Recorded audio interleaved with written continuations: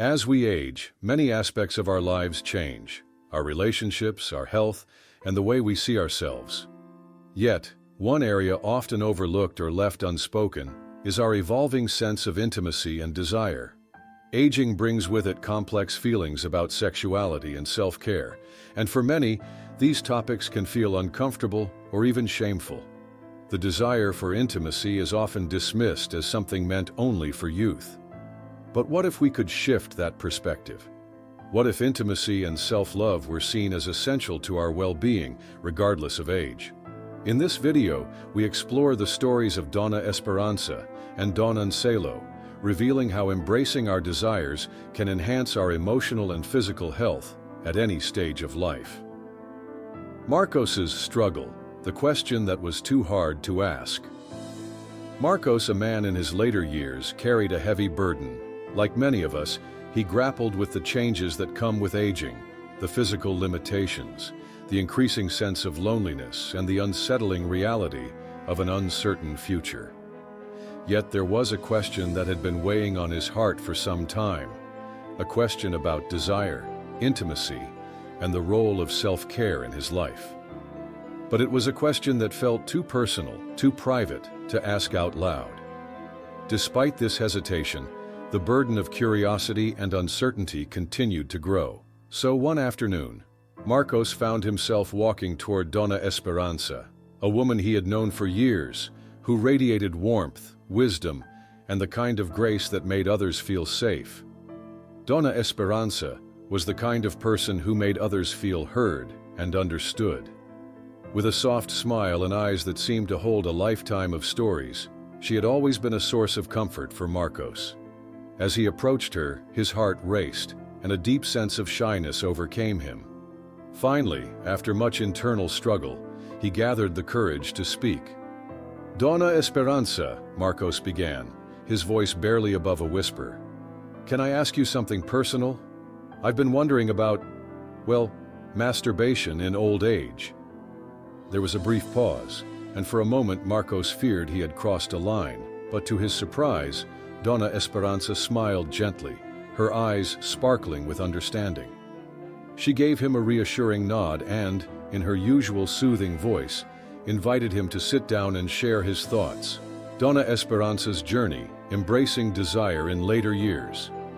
Donna Esperanza, now in her 70s, began to speak with a voice that was both tender and confident. "Ah, dear Marcos," she said, her words tinged with warmth. "I remember well the uncertainty and self-doubt that crept into my mind when I first started thinking about this very subject." She paused for a moment, as if reliving the memories, her gaze drifting to the distant horizon. "My children were all grown and had moved on with their lives. My house, which had once been filled with the laughter of children and the bustling energy of family, was now quieter. There was a solitude I hadn't expected, a silence that made me more aware of my own thoughts, my memories, and my changing body. It was a time of reflection, but also a time of deep questioning. Could a woman my age still feel desire? Was it even appropriate for me to have such feelings?" She smiled softly, her eyes filled with wisdom. "At first, I felt ashamed. I wondered if I was being selfish or indulgent. There were moments when I thought, why should I even think about such things at this stage in life? Is it proper? But the truth is, those feelings didn't just go away. They were part of me, part of who I was. And I realized that I owed it to myself to explore them." Donna Esperanza shared that it wasn't an easy journey. She sought advice from her doctor, a kind woman who reassured her that what she was experiencing was natural. "Sexuality doesn't have an expiration date," the doctor had told her. "It's woven into the fabric of who we are, from our youth to our twilight years." Armed with this newfound perspective, Donna Esperanza embarked on a personal journey of self-discovery. Although she admits there were moments of doubt, and the process was far from simple, she began to embrace her desires, no longer seeing them as shameful, but as a vital part of her overall well-being. "It wasn't just about physical pleasure," she continued. "It became an act of self-care, a quiet, intimate moment where I could reconnect with my body, my emotions, and my desires. It was as though, through this simple act, I was reminding myself that I was still capable of joy and passion, even in my later years. The emotional transformation, how masturbation became a source of healing. As Dona Esperanza reflected on her journey, she spoke of the profound emotional changes she experienced. In time, I began to notice subtle but powerful shifts in my life.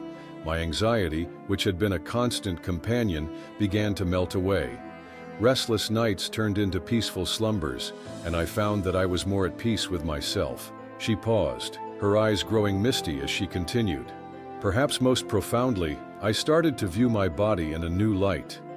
The wrinkles, the lines on my face, the changes in my skin. These were not signs of decline. They were symbols of the life I had lived, the stories each line told. I began to embrace my body with a new sense of love and acceptance. Her voice softened, and she leaned in slightly, as if imparting a secret. Masturbation taught me something far more profound than I could have ever imagined. It wasn't just about satisfying a need, it was about learning to love myself fully, with all my flaws and imperfections. It was about self-compassion and treating myself with the same kindness I had always shown to others. Dona Esperanza looked at Marcos, her gaze intense with sincerity. "Pleasure isn't something that's reserved for the young," she said. "We all deserve to experience the joy that our bodies can offer us, no matter how many years we have lived. I urge you, don't let shame or guilt weigh you down. Your desires are natural, and they belong to you. Don't hide them or deny them." The social challenges, facing judgment and isolation. Dona Esperanza continued, her voice tinged with a hint of sadness.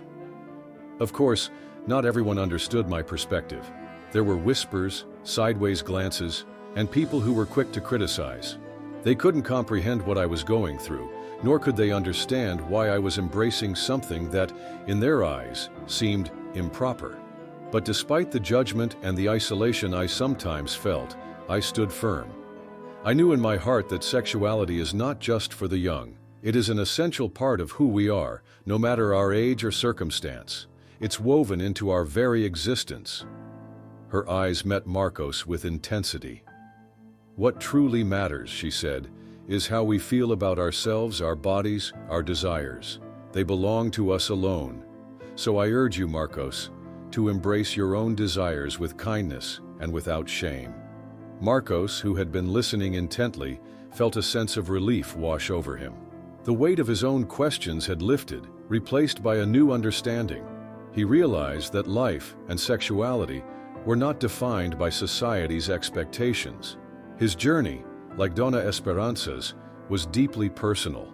It was a journey of self-love, self-acceptance, and respect for the body's desires. These were not luxuries or indulgences.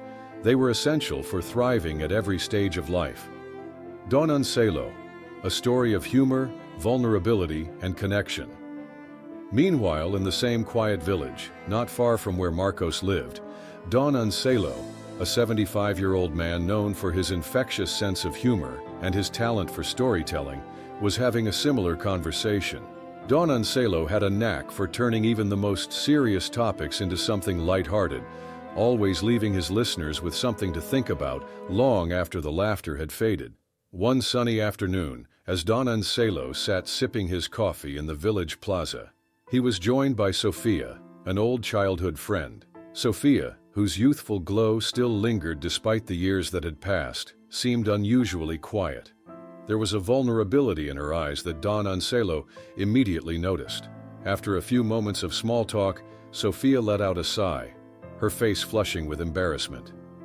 "I've been feeling a bit confused lately, Don Ancelo," she said softly, her voice tinged with uncertainty.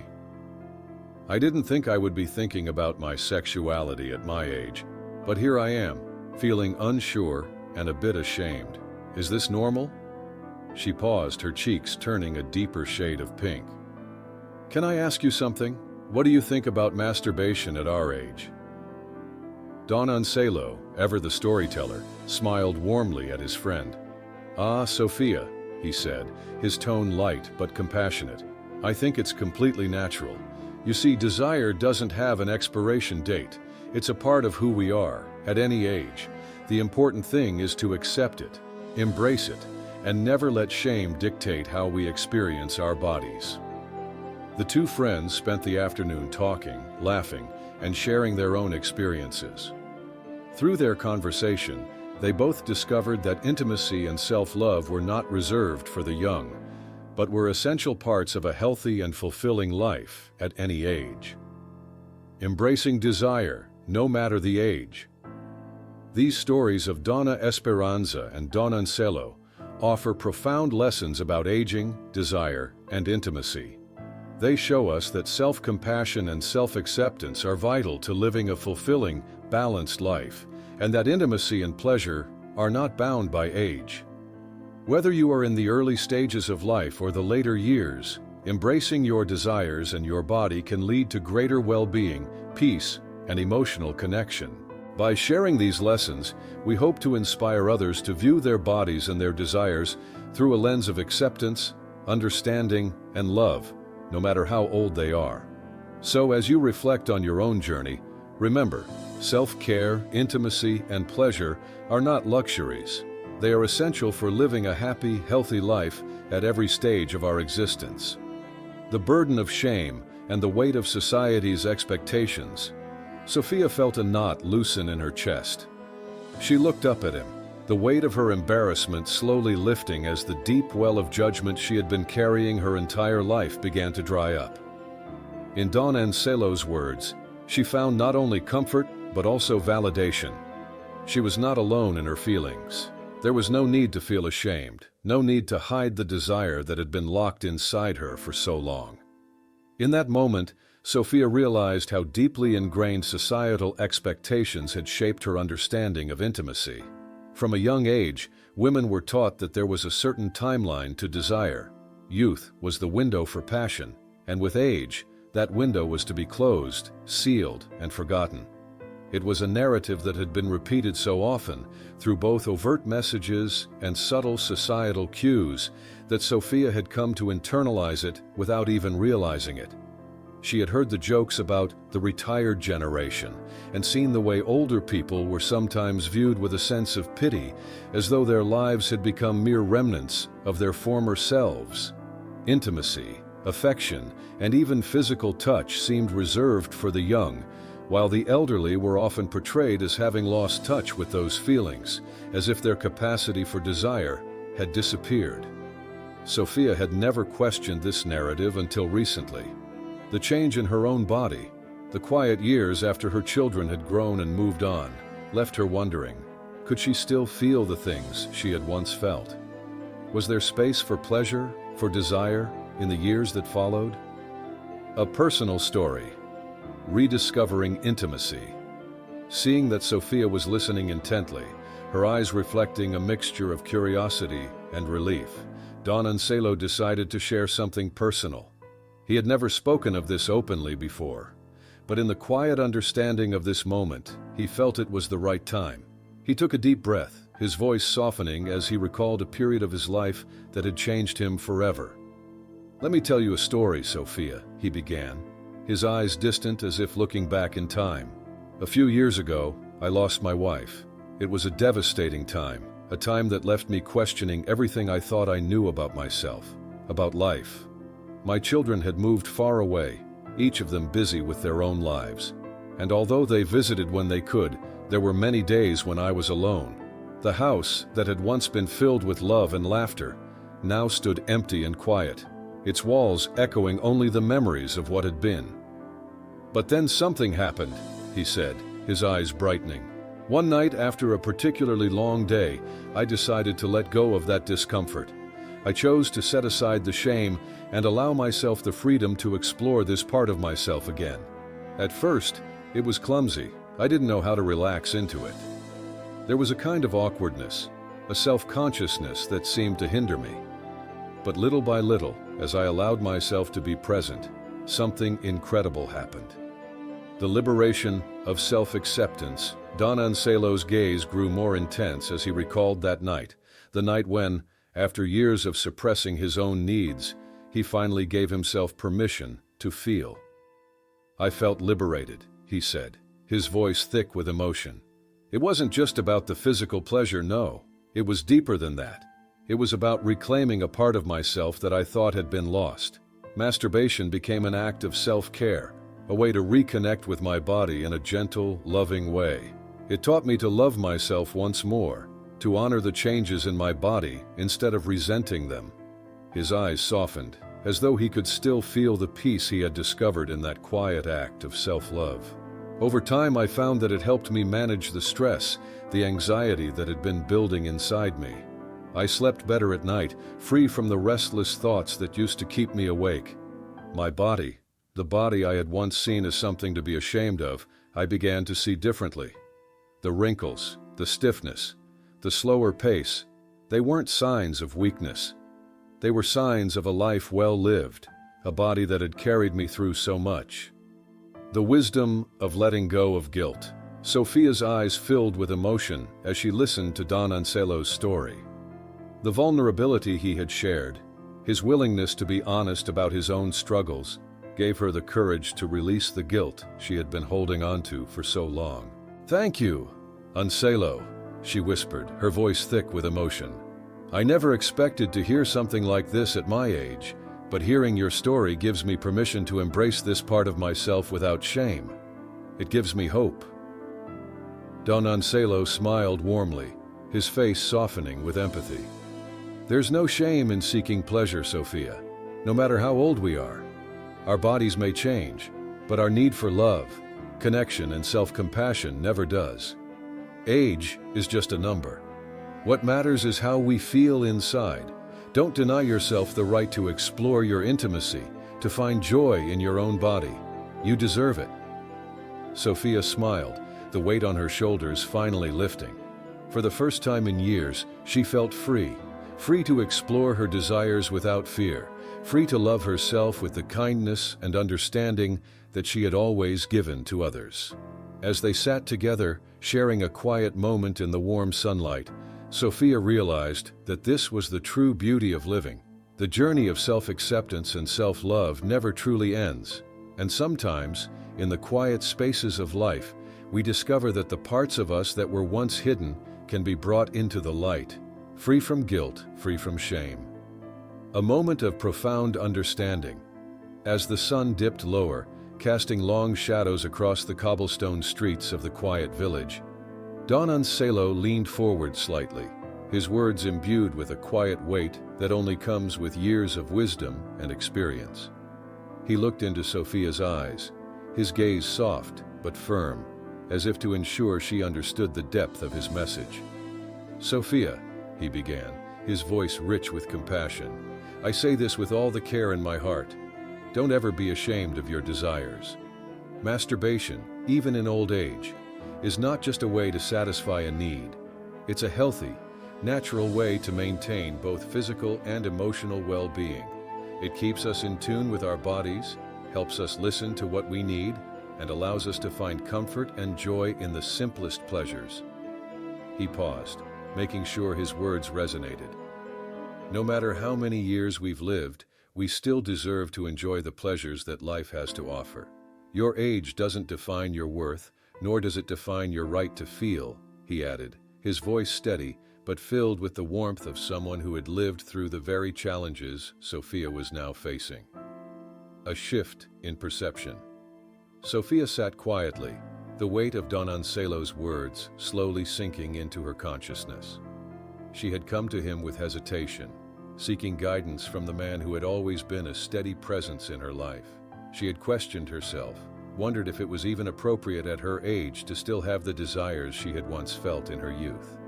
Society, with its deeply ingrained beliefs about aging, had placed a heavy burden on her shoulders. She was supposed to fade quietly into the background, to be content with the passing years and the absence of passion. But now, as she sat across from Don Ancelo, that weight began to lift. She realized that her feelings were not to be hidden or ignored. They were a natural part of her, as much a part of her existence as the love she had for her family. the joy she still found in the world around her, and the wisdom she had gained through a lifetime of experience. Donna Ancelo's words had opened something within her, a realization that her sexuality, her need for intimacy, was just as valid now as it had ever been. It was not a matter of age or time past, but of connection, to herself, to her body, and to the deeper truths of her own heart. In that moment, Sophia felt a surge of freedom, as if a heavy veil had been lifted from her soul. Embracing self-love and acceptance. The silence between them was comfortable, filled with the understanding that had passed between old friends many times before. Don Ancelo watched her, his eyes kind and patient, knowing that she was coming to terms with something profound. His own journey had been one of self-discovery and acceptance, and now, seeing Sophia begin to release her own fears, he felt a quiet sense of pride. Sophia took a deep breath, her mind racing as she processed everything she had just heard. From that day forward, she made a vow to herself, to treat herself with more care and love, to no longer deny her desires or be embarrassed by the natural needs of her body. She would honor herself in ways she had not before, allowing space for her own intimacy, joy, and fulfillment. There was no longer any room for shame or guilt, only a deep well of self-compassion that she would continue to nurture. The power of self-compassion. In the years that followed, Sophia found that this shift in perspective began to manifest in small but significant ways in her daily life. She no longer hesitated when it came to taking care of her emotional and physical needs. She would spend time each day reflecting on her feelings, exploring her desires, and finding comfort in her own presence. It wasn't about being alone or isolated, but about cultivating a deep connection to herself that could then extend to the people she loved. She felt her heart open in ways it had not in years, and in that openness, there was a new sense of joy and peace. As Sophia continued to nurture this newfound self-love, she also began to share her journey with others. She realized that so many people, particularly women her age, struggled with the same feelings of inadequacy and shame. She began to speak openly about her experiences, sharing the wisdom Don Ancelo had passed on to her. She understood that there was no shame in seeking pleasure, in honoring one's body, and in embracing intimacy in whatever form it took. Through this practice, Sophia learned that life's greatest journey is not simply about seeking love from others, but about cultivating a deep and unwavering love for oneself. This love, she discovered, was the foundation for everything else, whether it was the connections she made with others or the simple joys she found within herself. The lessons we take with us. As we reflect on the beautiful conversation between Don Ancelo and Sophia, we are reminded of the profound truths they shared. Self-compassion and self-acceptance are essential at every stage of life. It doesn't matter how old we are, our bodies and hearts are always deserving of care, affection, and respect. Sexuality, intimacy, and self-care do not have an expiration date. These aspects of our being are not limited by age, nor should they be relegated to the past or forgotten. They are part of who we are, and they deserve to be embraced, celebrated, and honored at any point in life. As you reflect on this story, consider the lessons it imparts. What have you learned? Take a moment to think about one thing you've discovered or realized, and ask yourself how you can bring this lesson into your own life. Whether it's honoring your own desires, accepting your body with kindness, or simply allowing yourself the space to feel and experience pleasure, let these lessons guide you toward a deeper sense of self-love and understanding. If you found value in this story, we invite you to share your thoughts with us. What steps will you take to embrace the truths you've learned from this conversation? Share your reflections in the comments below, and let us know how we can continue this journey together. If you enjoyed this video, please like, share, and subscribe to our channel, so you never miss another story that might help you grow, heal, and live more fully. Thank you for being part of this journey with us.